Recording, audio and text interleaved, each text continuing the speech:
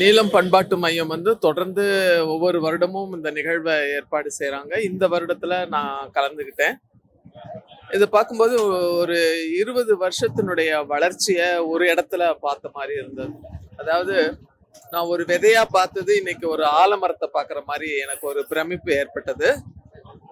பழைய நண்பர்கள், அது மட்டும் இல்லாமல் புதிதாக கவிதை கதைகள் எழுதினவங்க, அவங்களுடைய பேச்சு செயல்பாடு, குறிப்பாக ரஞ்சித்தினுடைய ஒரு வேகமான வளர்ச்சி, அவருடைய ஆளுமை, சமூக அக்கறை, துணிச்சலை வந்து கடன் கொடுக்குற மாதிரி எல்லாருக்கும் அதை பண்ணிட்டு இருக்காரு. இதை பார்க்கும்போது ரொம்ப சந்தோஷமா இருக்கு. இதுவே ஒரு மாற்றம் தான், கூடுகையே ஒரு மாற்றம் தான். ஆக்சுவலா அம்பேத்கர் வந்து சொல்வாரு, கற்பி,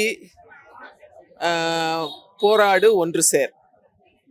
போராட்டம் எடுத்துட்டாலே ஒன்று சேர்ந்துருவாங்க. இது ஒரு வகையான போராட்டம் தான். ஸோ இப்படி போராட போராட நம்ம ஒன்று சேர்றதற்கான வாய்ப்பு வந்து அதிகமாக இருக்கு.